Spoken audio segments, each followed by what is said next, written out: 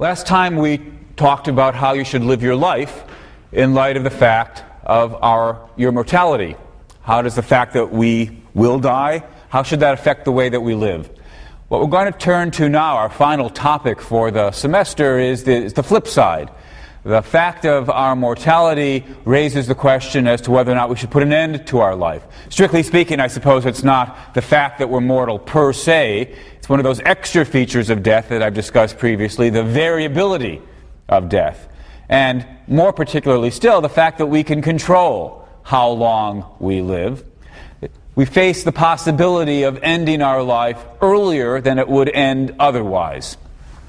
That's suicide, of course, and so our final topic is, under what circumstances, if any, does suicide make sense? Under what circumstances, if any, is it an appropriate thing to do? Now, it's a fairly widespread feature of our culture that suicide is looked upon with such a mixture of sort of disdain, fear, finding it sort of offensive, that it's very hard often to think clearly and discuss the topic clearly. Most people think it's either that you've got to be crazy to kill yourself. The very fact that you are contemplating suicide is evidence that you're crazy. And if you're not crazy, then it shows that you're immoral.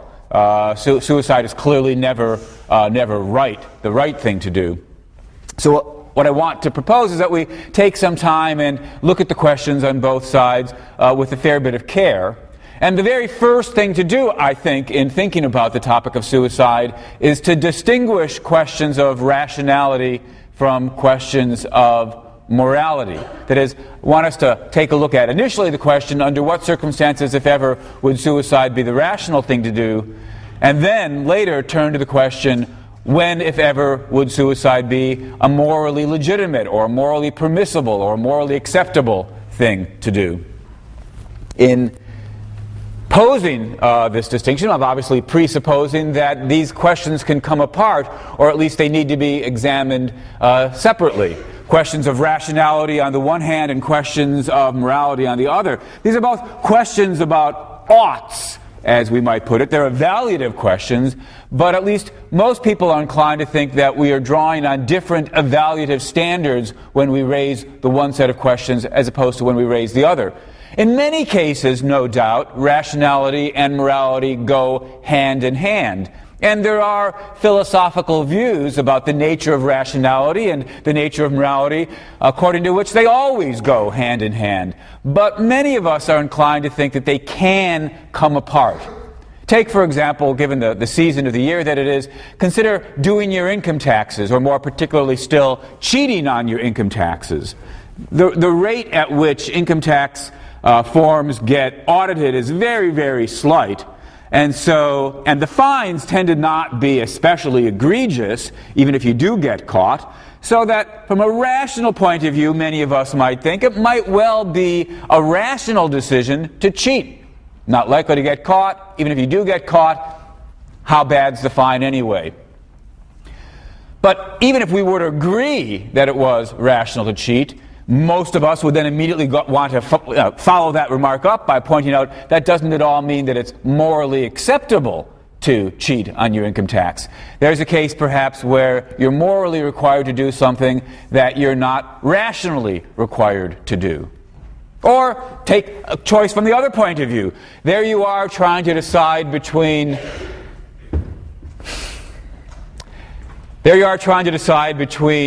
your various choices of college, and you've gotten into, well, Yale on the one hand and perhaps some crummy school, your second-rate backup school on the other, and you're trying to decide what to do there. Well, you might think to yourself, morally, I have no obligations here. There's no particular obligation, moral requirement to go to the better school rather than the worse school. But for all that, it would be irrational of me, perhaps, to go to the worse school. So there's a case where there's no moral requirement, but there's a rational requirement. Again, we could debate the details of the two examples, but the point's just to show that, in principle at least, on the face of it, these two questions can come apart. Sometimes it's rationally acceptable to do something, but it's immoral. Sometimes it's morally acceptable to do something, but it's irrational. So in thinking about suicide, we need to pose the two questions one after the other. So let's start with the question about the rationality of suicide. When, if ever, is suicide a rational decision to make? Now, once again, the first thing I want to do in thinking about the rationality of suicide is to distinguish two different issues, or two different questions. First question is going to be this: when, if ever, would it be true that you are better off dead? Could it be the case that, sort of your life is going so badly that you'd be better off dead? Second question: assuming that the answer to the first question is under such and such circumstances you would be better off dead, we still have to ask, could it ever be rational for you to trust your judgment that this is one of those cases in which you're better off dead? Could it ever be rational for you to kill yourself? Conceivably, the answer to the second might be no. All right, so the question was this. It's conceivable that you might have the thought like the following: in those circumstances in which life has gotten so horrible that you'd be better off dead, you can't think clearly. And the very fact that you can't think clearly would entail that you shouldn't trust your judgment that you are in one of those cases. Whether that's a good argument or not is something we'll have to turn to later, but it's because of the possibility of that argument that I wanted to distinguish the initial question, could it be true that you're better off dead, from the secondary question, even if it could be true that you're better off dead, could it ever be a reasonable or rational decision for you to believe that you're in one of those situations? Unless we've got the two things in place, it doesn't seem likely that it's ever going to be rational to commit suicide. So the very first topic we have to look at is, could it ever be true that you'd be better off dead? And immediately, there's a kind of logical worry that may occur to some of you, certainly has been raised by various philosophers. And that's to say that the very judgment, the very claim that Jones would be better off dead can't make any sense. On the assumption that, look, in order to make comparisons, better off, worse off, here he is in such and such a situation, he'd be better off in that other situation, you've got to be able to talk about, on the one hand, what condition or state the person is before, and what condition or state the person would be in afterwards if they were to make that choice. Call this the two-state requirement. Normally, when we make judgments about whether something would leave you better off or worse off, we satisfy the two-state requirement. You're trying to decide whether or not to lose some weight. And you think, well, here's how well off I am now being overweight. Here's how well off I would be later if I were to lose that weight. I can compare the two states, say the second state's better than the first state. That's what makes it true that I'd be better off. Trying to decide whether or not to marry the person or break up with the person or pick this career or change careers. You've got the state you're in and you compare it to the state you would be in. You compare the two states, that's what allows us to say, yeah, I'd be better off, or no, I'd be worse off. But when we're talking about cases of suicide, cases where, well, here I am now, the before state requirement's in place, but if we contrast that with the after state requirement, well, that part's not met, right? When you, on the assumption that death is the end, that you won't exist, non-existence isn't a state that you will be in. It's not a condition of you, because states and conditions presuppose existence. We can talk about, are you happy, are you sad, are you bored, are you excited? All those things presuppose your existence. Even are you sleeping is a state or condition you can be in, because you exist. But if I kill myself, I won't exist. There is no second state to compare. So how could we possibly say, the objection goes, how could we possibly say that I'd be better off dead? That seems to presuppose that there's a second state that we can compare to my actual state. Since there isn't one, the judgment, I'd be better off dead, can't even get off the ground. It's got a logical mistake built right into it. Well, that's the objection. And as I say, there are a number of philosophers who are drawn to it. Maybe some of you are drawn to it as well. It seems to me that it's mistaken. Consider what we wanted to say when we talked about the deprivation account, the central account of what's bad about death. For most of us, dying would be bad because it would deprive us of the good things in life that we would get if only we didn't die. That seemed like a natural thing to say. It seemed like an appropriate thing to say. Of course, we might ask, if we believe in the two-state requirement, how could we have said that? After all, given the two-state requirement, to say that death is bad for me, I'd be better off staying alive. If we believe in the two-state requirement, we've got to say, oh, so had I died, I would have been in some state that I could compare to my current state and say that it's worse. But of course, death isn't a state. So the two-state requirement's not met. Well, we might say this should give us some pause. If the two-state requirement, it would be one thing if all that the two-state requirement said was, we can't ever say you'd be better off dead. But it turns out the two-state requirement's got more implications than that. It's got the implication that you can't even say you're better off staying alive. And that's very, very hard to believe. Imagine that you've got some happy person, some incredibly happy person, with a wonderful life filled with whatever goods you think are worth having in life. Love and accomplishment and knowledge and whatever it is. He's walking across the street and he's about to get hit by a truck. And so, at some risk to yourself, you leap into the way, pushing him out of the way, saving his life. And happily, you don't get hurt either. He looks up, realizes he was this close from death, and he says, thank you for saving my life. And now what you have to say is, oh, I'm afraid you're rather confused. Because to say thank you for my saving your life is to presuppose I've benefited you in some way.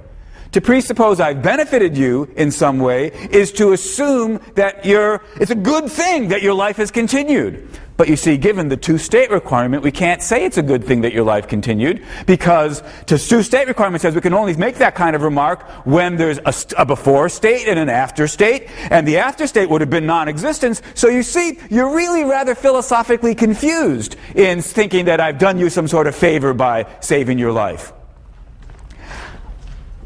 I can't take that argument seriously.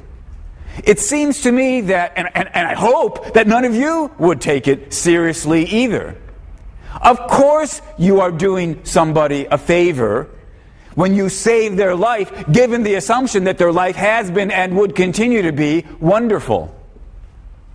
And what that shows is not that, so non-existence really is a kind of spooky, super thin state or condition. No, of course it isn't. Non-existence is non-existence. It's no kind of condition or state at all. What it shows is the two-state requirement isn't a genuine requirement on these sorts of evaluations. We don't have to say that if you had died, when you point to the person whose life you saved, we don't have to say that had you died, you would have been in some inferior state. We simply have to say the life you would have had I saved you, and indeed will have, given that I have saved you, is a great life. Since it's good, to lose it would be bad. Since losing it would be bad, saving it for you is benefiting you. It's doing you a favor. Two-state requirement says otherwise. Two-state requirement's got to go. But having gotten rid of it, we can say the same thing in principle on the other side. Imagine there was somebody whose life was horrible, full of pain and suffering and misery. Now, whether there could be such a person, again, that's a question we'll turn to in a second. But if there were such a person, then we can say, for their life to continue isn't good for them, it's bad for them. Their life is full of misery and suffering and frustration and disappointment, and the more and more of that, the worse and worse the life is.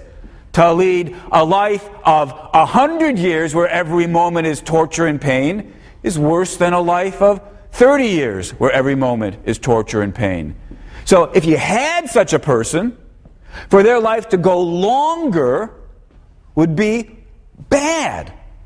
In which case, for their life to be going shorter would be better for them. And that's all we mean when we say they'd be better off dead. Not that there's some spooky, super thin and hard to describe condition that they'd be in if they were dead, but simply we look back at the two possible lives they could have. Just with the person whose life we saved, the first person, we compare the great life that lasts 100 years versus the great life that only lasts 20 years because you didn't save their life. We say, the life of 100 years, better life. And so saving their life is a good thing for them. Similarly, we compare the lives of misery, the long life versus the short life of misery, and we say, the long life of misery is a worse life to have than the short life of misery. And that being the case, we simply can say, you'd be better off dead.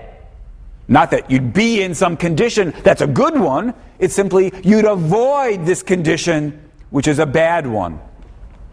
And if the two-state requirement says otherwise, so much the worse for the two-state requirement. All right, so this is by way of the logical worry that we can't even get off the ground in talking about the possibility that you'd be better off dead. I think if we believed in the two-state requirement, maybe we'd have to say that. But the cost of accepting the two-state requirement is so implausible. You know, the person's dying of a heart attack and you perform CPR, right? Instead of saying thank you, they say, I'm really no better off than I would have been if I died, even though I'm having a wonderful life. Two-state requirement is just so implausible, we should let it go. Now, having done that, of course, doesn't yet tell us that it could, in fact, be the case that somebody's life could be so bad that they'd be better off dead. That the existence that they've got is worse than not existing at all. All we've done so far is open the door to the possibility of saying that coherently. But that doesn't mean it's true. Whether or not there could be such lives depends on your view about what's the correct account of well-being. What is it that goes into making somebody's life worthwhile?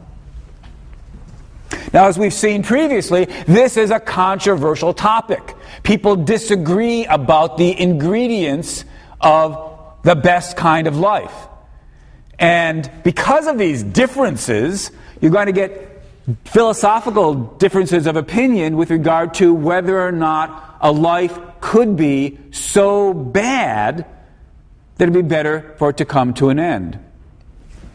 I'm not going to try to rehearse all the possible theories there are, or for that matter, even all the theories that we've talked about previously, but to give you an illustration of how it could be true, go back to our simplest theory of well-being, hedonism, according to which your quality of life is a matter of adding up all the pleasure and subtracting all the pain. And we need to take into account how long the pleasures and the pains last and how intense the pleasures and the pains are. But still, we add up the total amount of pleasure, add up the total amount of pain, subtract the pain from the pleasure, and look to see what our grand total is. If it's positive, your life's worth living, and the greater the number, the greater the positive number, the more your life is worth living. If it's negative, though, if your life is filled with pain and suffering, or at least so much pain and suffering that it outweighs whatever pleasures you may have in your life, so that your balance is a negative one, then your life's not worth living. Having that go longer and longer is just more and more negative balance. That's a life that's bad for you to have, and you'd be better off not having it. You'd be better off having your life come to an end. You'd be better off dead. And of course, the more and more negative the grand total is, the worse your life is. And so the more it's true that you'd be better off dead. Well, that's what hedonism says. If we're not hedonists, and of course previously I've argued that we shouldn't be hedonists, then we need a more complicated theory of the good. We need to throw in other things, perhaps certain external goods. It's not just a matter of getting the insides right, the pleasure and the pain and the other mental states. There are various facts about your objective hookup with the rest of the world. Are you really climbing Mount Everest? Are you really accomplishing things? Do people really love you? And so forth and so on. Whatever your list is of those other objective goods, well, you'll probably also want to have a list of other objective bads besides pain. But still, the same basic idea is going to be in place. We're going to want to somehow add up all of the various objective goods, add up all the various objective bads, and see where the balance lies. Do the goods outweigh the bad? If the goods outweigh the bad, that's great, your life's worth living. But if the bads outweigh the good, then your life is not worth living or not worth continuing. Now, as we've noted before, there are philosophical theories which go on to claim pessimists, various versions of pessimistic views which say, for everybody in all circumstances, life is so bad that they'd be better off dead. Life's so full of suffering and misery that whatever pleasures there are and other goods there may be in the life, they get outweighed by the objective bads. There are philosophical views like that, but I suppose the common sense view is, well, even if some lives may be so bad that the person's better off dead, that's not true of all lives. It depends on the facts of the case. So let's focus on that possibility.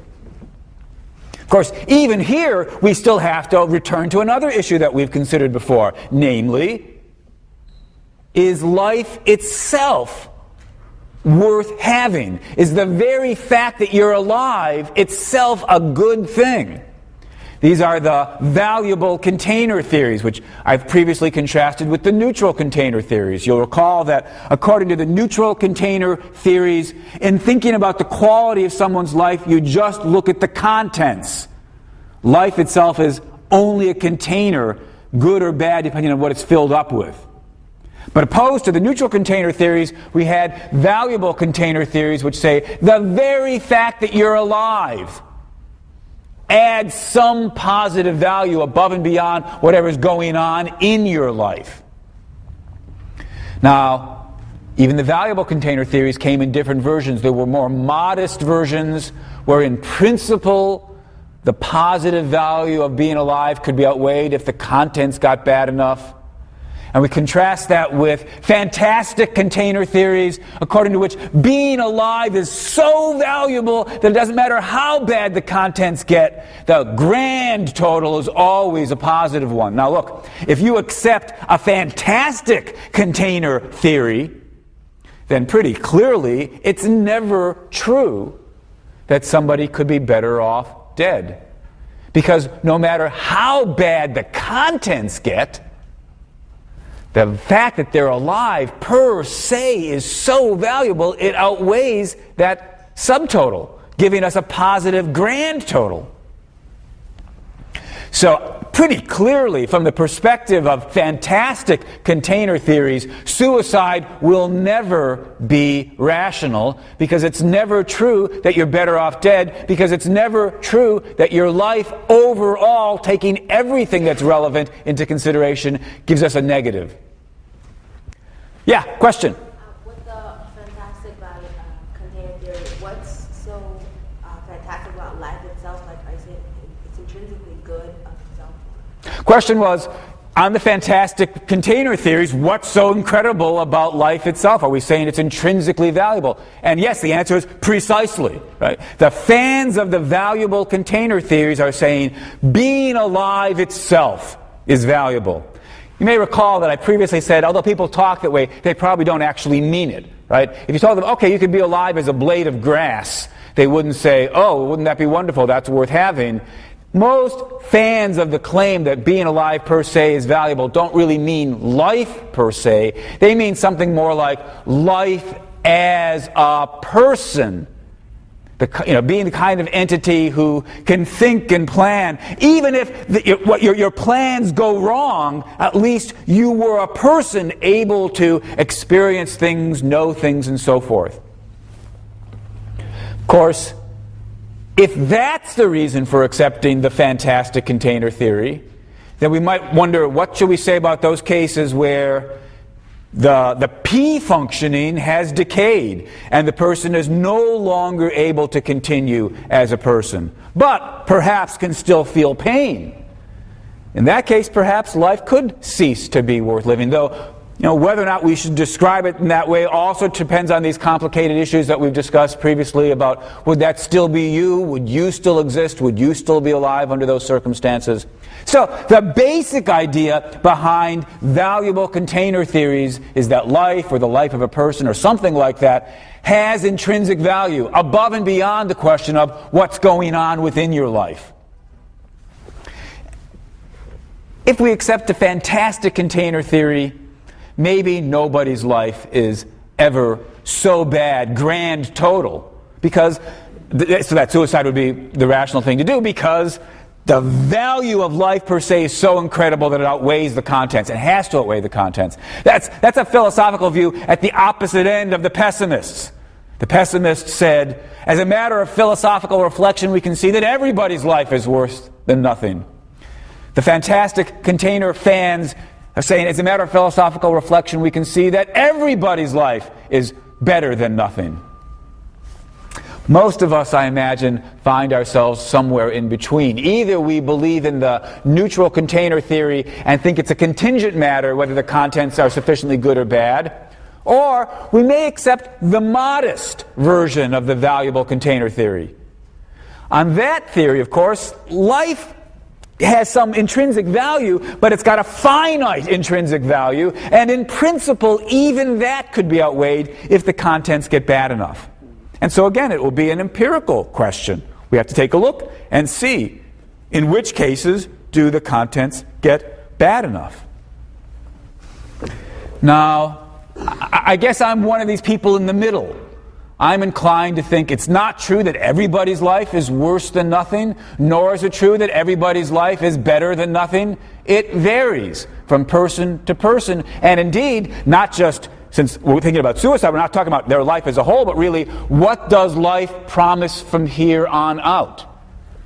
Sad to say, it seems to me there are cases, and probably most of us are familiar with cases, where the correct description, given your favored theory of well-being, is going to be that for this person, here on out, what life has to offer is sufficiently bad so that the contents are sufficiently negative as to outweigh whatever value life itself might have.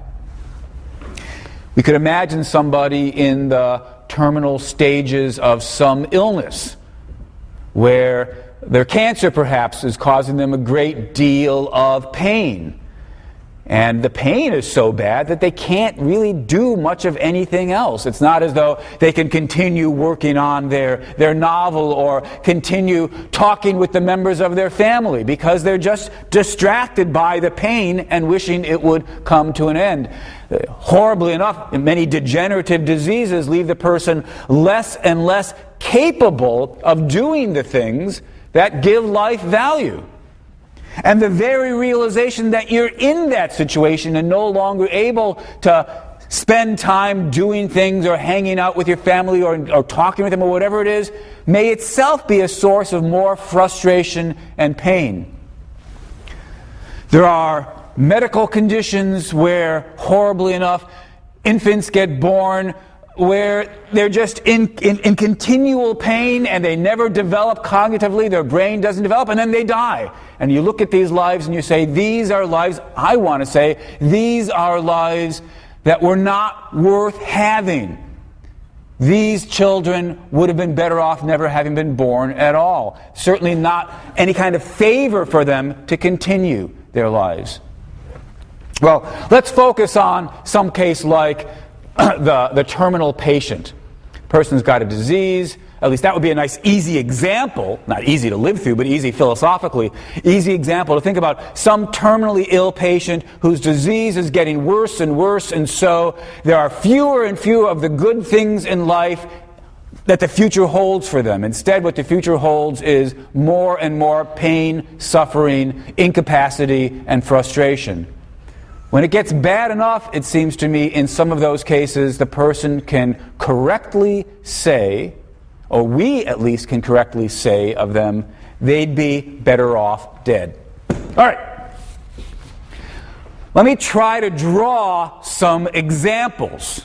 Again, we're bracketing the question, can the person think clearly about their case? That'll come later. Let's just try to talk about when would suicide make sense? When would it be sort of a rational thing to do to end your life? A couple of different cases. I'm going to draw graphs. We'll let the x-axis represent time. And the y-axis represents how good or bad your life is at that time. For those of us who are fans of the neutral container theory, the thing to say is this represents the overall goodness of your contents or the overall badness of your contents. The higher up, the better the contents. The lower down, the worse the contents. For those who are fans of the modest container theory, this represents the grand balance. So it's contents plus the extra bit you get from being alive. But of course, if you're a fan of the modest container theory, then even if the contents are negative, the grand balance might still be positive.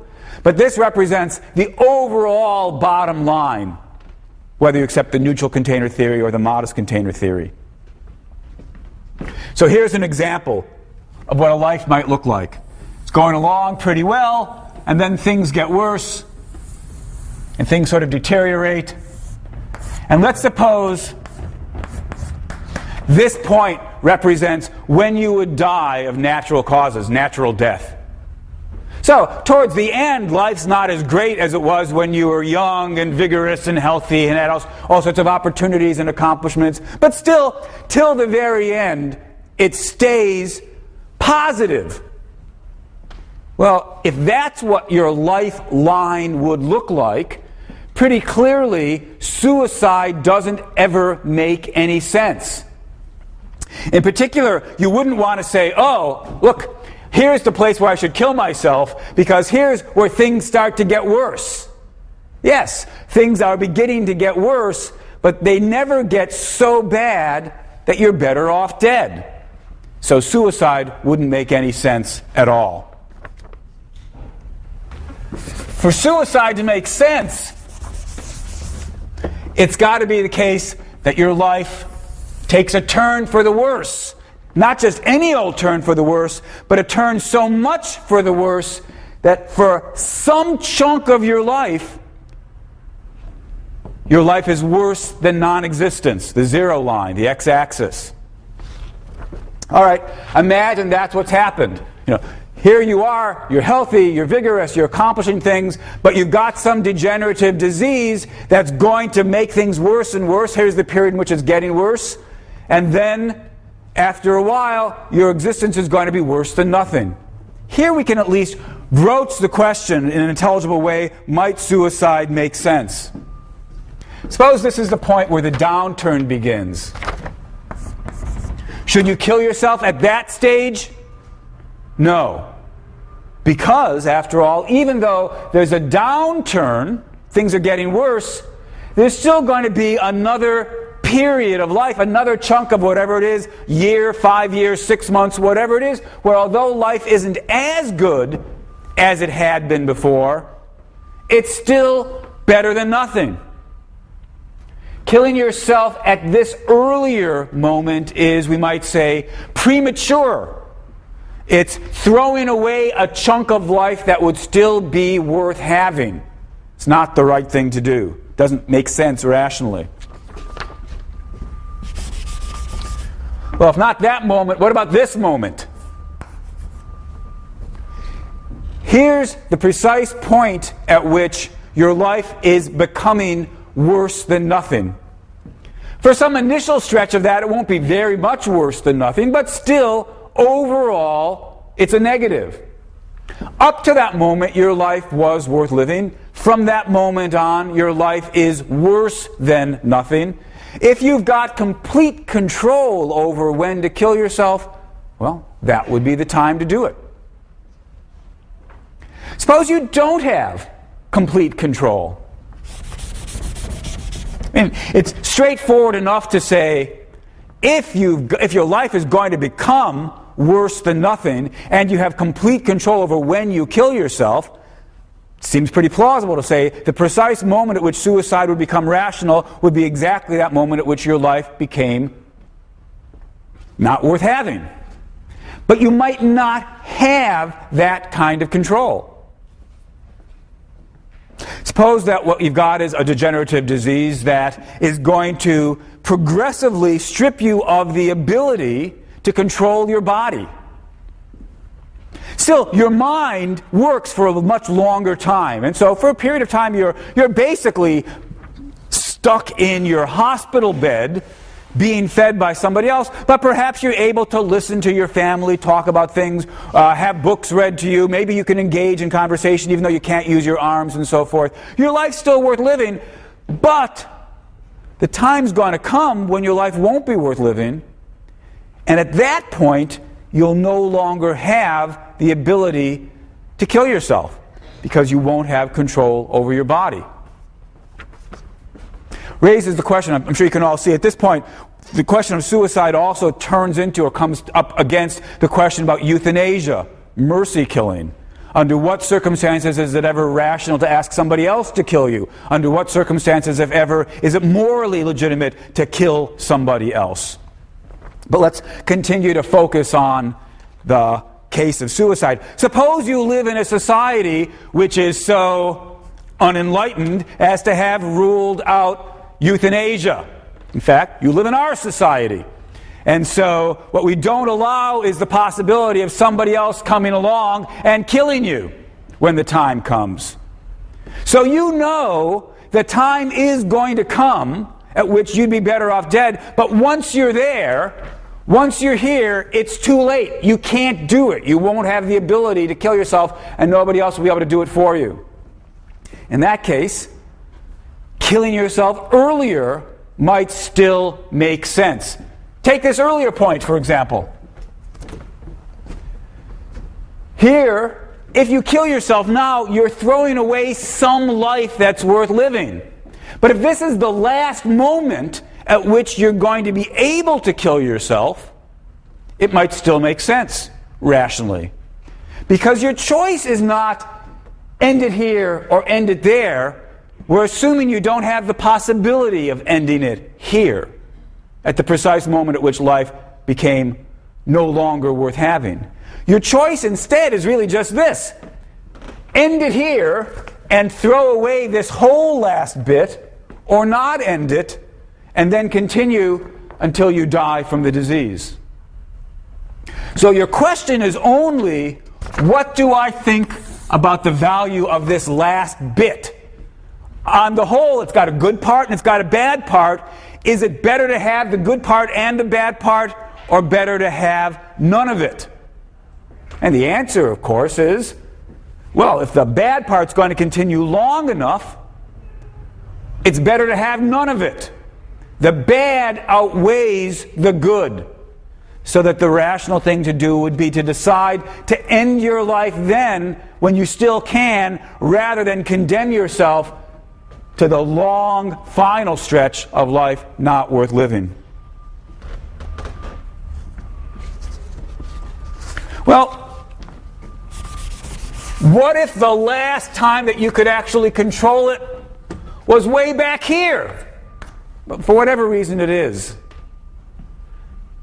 Here you've got access to the means of killing yourself, and you won't have access later. Your life's still going to be great for a very long time. And then, inevitably, it'll be bad for a period of time. But at least if I've drawn it right, or if not, we can shorten this. Suppose death would come here.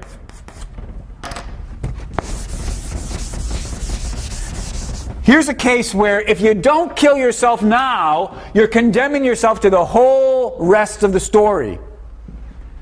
But you might say, all right, although admittedly the end of the story is going to be negative, the only way to avoid that negative last part is to throw away this very long, great initial part. That doesn't make sense.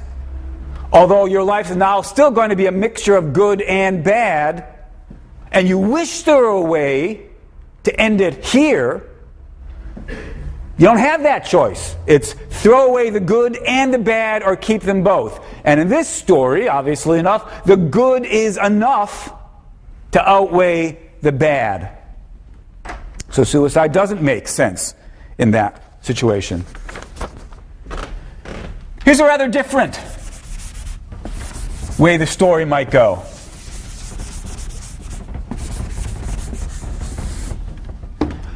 Suppose your life's going along really great, and it takes a turn for the worse, but then it's going to get better. So it ends here through death by natural causes. Could suicide make sense here? Does it make sense to say, look, I'm going to kill myself in order to avoid the downturn? Or indeed, even if the recovery wasn't so long a recovery, could suicide make sense here? Because you're about to take this big dip down and be condemned to most of the rest of your life being significantly worse than it was before? No. Suicide doesn't make sense in this situation.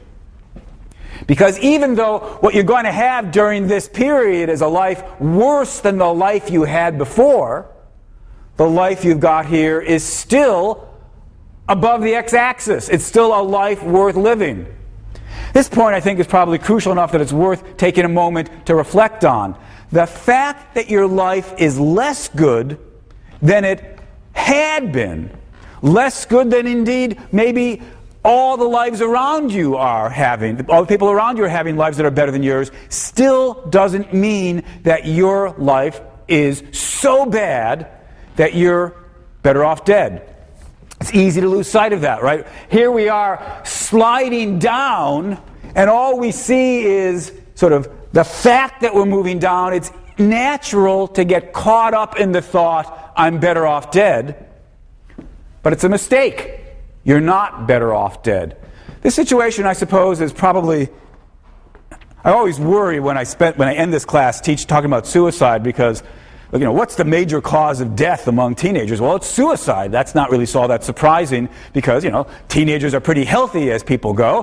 And so you're either going to get killed by an accident or you're going to get killed by doing it to yourself. The kind of mistake that I think leads most teenagers into killing themselves is something like this. They've broken up with their girlfriend. They've flunked out of school. They didn't get into medical school or law school or what have you. And they think to themselves, from here on out, my life's not worth living. And the answer is no. That's actually, as an objective matter, probably not the case. Even if your life would be less worth living than you had hoped it would be, it's still better than nothing. Of course, in the typical case, I suppose what it really looks like is this. Small dip, then continues wonderfully. But you lose sight of all the good stuff yet to come while you're in the middle of the dip.